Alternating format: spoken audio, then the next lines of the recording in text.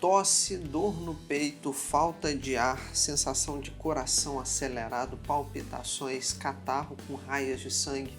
Hoje o nosso vídeo vai ser sobre a embolia pulmonar. Você sabe reconhecer esse problema, sabe o que fazer, como tratar e principalmente como se proteger para não ter problemas com a embolia pulmonar, que é quando a má circulação, os coágulos sanguíneos chegam até os nossos pulmões. Eu sou o Dr. Antônio Casselli, médico especialista em cirurgia vascular e angiologia. E se você se interessa por assuntos como má circulação, dor e inchaço nas pernas, trombose, embolia, varizes, você tem que se inscrever no canal e toca no sininho para ativar as notificações e não perder nenhum dos próximos vídeos. Já clica no gostei, porque quando você deixa o seu joinha, a sua curtida, o seu like, você impulsiona o nosso trabalho de forma que a gente consegue alcançar mais pessoas com informação de qualidade e até mesmo salvar vidas contra a má circulação e a trombose.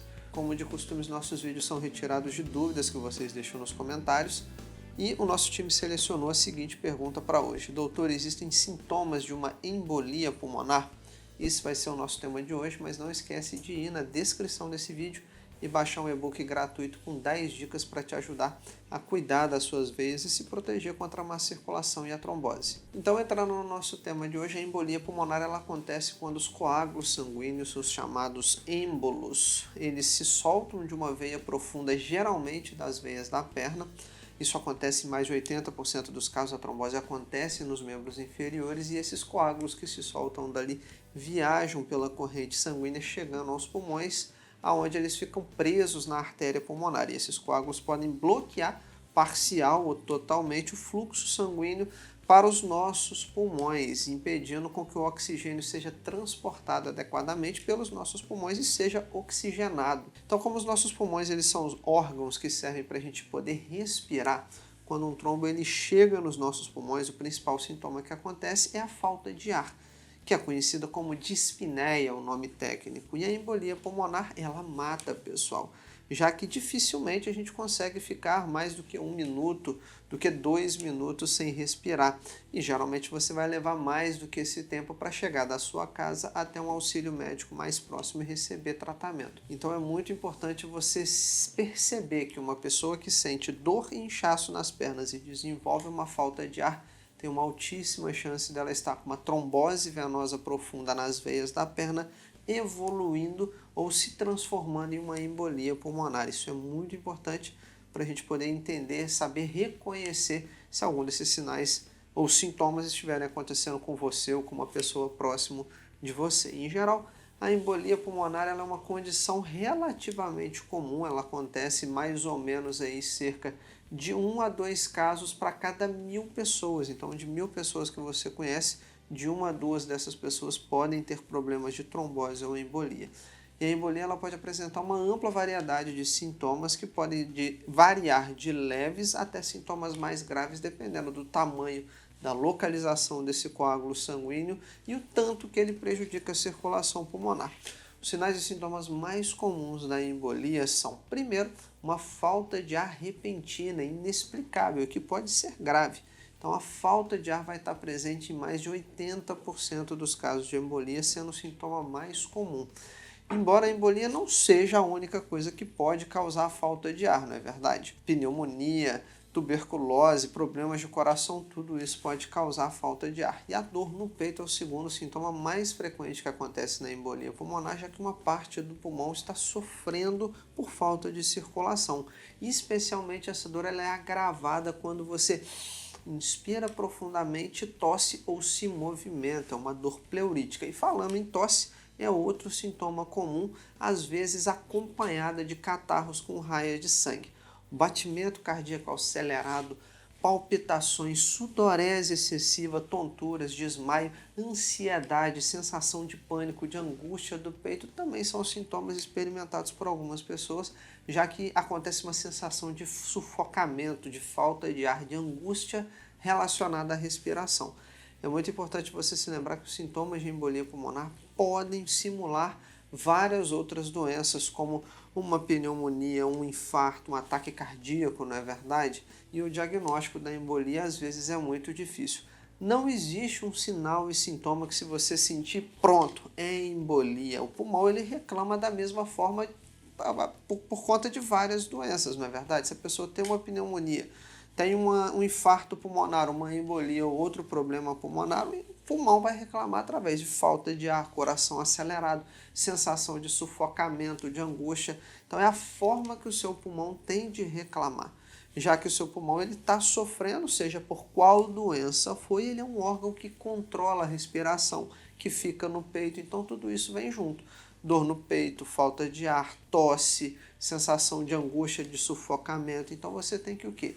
Tentar descobrir o que está acontecendo. O diagnóstico da embolia pulmonar ele é baseado em uma combinação de dois fatores, a história clínica e alguns exames, tá certo? O processo do diagnóstico começa numa avaliação médica. Nosso vídeo tem caráter informativo, em casa você não tem como estar tendo uma embolia, ainda mais uma doença tão grave quanto essa que pode levar à morte. Então o médico vai te examinar, vai ver se você tem algum fator de risco, toma hormônio, algum anticoncepcional, fuma. E tem algumas pessoas que, óbvio, naturalmente tem mais risco de ter embolia, já que, por exemplo, se você já teve trombose, se você tem histórico na família de má circulação, pernas cheias de varizes, é sedentária, fuma, toma hormônios como anticoncepcionais, está acima do seu peso, naturalmente o risco dessas pessoas é maior de ter uma embolia. Então já começa aí a nossa suspeita. E depois da gente tentar entender esses fatores de risco, o diagnóstico certo da embolia pulmonar só é feito através de um exame de imagem, tá certo? É um exame chamado de uma angiotomografia pulmonar, mas às vezes a gente pode começar por um simples raio-x para ver se a pessoa tem uma pneumonia.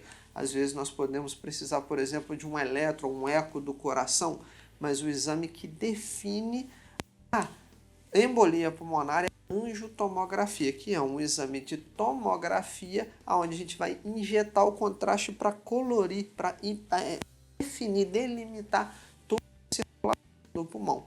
Então, a tomografia é um exame que precisa de radiação e precisa de contraste. Então, a gente tem que, por exemplo, ter certeza que aquela pessoa, né, a mulher, não está grávida para poder tomar radiação com segurança, que o rim da pessoa está funcionando corretamente. Então, tudo isso a gente precisa lembrar, não é verdade? Antes de fazer esses exames, para a gente não expor a pessoa a algum risco. Então, a angiotomografia é o exame padrão ouro, mas existem outras opções, como uma cintilografia, uma angiorressonância para pessoas, por exemplo, que não podem tomar radiação, não podem tomar contraste. Então, tudo isso pode ser usado para a gente avaliar se aquela pessoa tem ou não uma embolia pulmonar, especialmente em casos mais difíceis. Na verdade, a gente pode precisar de outros exames, como, por exemplo, o dímero D.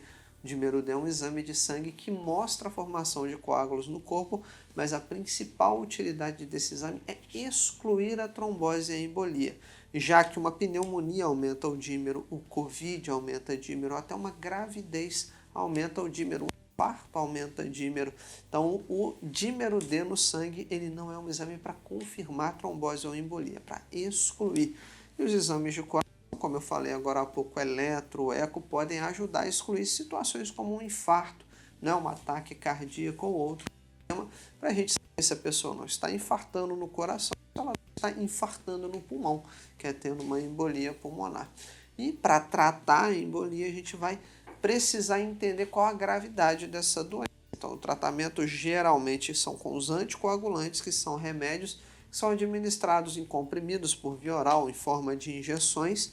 Esses anticoagulantes mais usados são a varfarina, as heparinas, o xarelto, que é a rivaroxabana, o eliquis, que é a apixabana e vários outros. E tratamentos mais agressivos, onde a gente pode usar remédios para dissolver esse coágulo, como na trombólise, ou até mesmo dispositivos que vão quebrar esse trombo, como por exemplo um angiogete, a gente vai reservar esses casos para situações muito graves, onde a pessoa tem um risco iminente de perder a vida, às vezes sendo até mesmo necessário colocar a pessoa em uma unidade de terapia intensiva, e em casos selecionados a pessoa pode precisar respirar até mesmo por aparelho, ser entubada.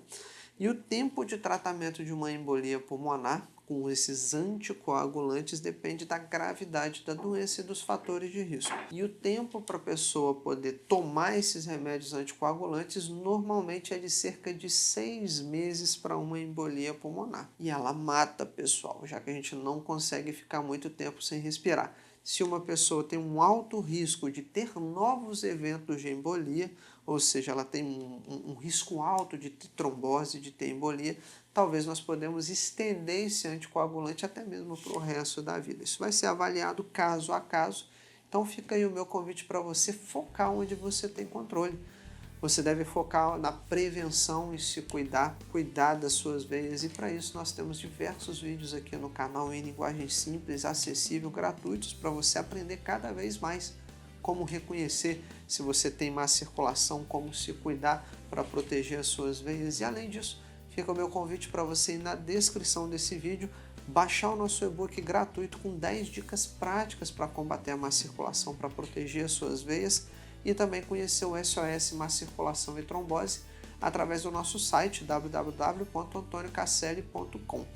Está na descrição desse vídeo essas duas coisas, tanto um link para você baixar o nosso e-book quanto para conhecer o SOS Má Circulação e Trombose. Não esquece de se inscrever no canal, de clicar no gostei e de deixar um comentário para mim nesse vídeo, se você já teve embolia, se você conhece alguém que já passou por isso, se você tem histórico na família de trombose ou de alguma pessoa próxima para você. Então coloca para mim nos comentários qual a sua experiência com as doenças da circulação, se você já passou por isso, o seu nome, de qual cidade você está falando, e também sugestão para os próximos vídeos, para eu poder entender o que está passando aí do outro lado da telinha e trazer um conteúdo cada vez melhor para você aqui no nosso canal.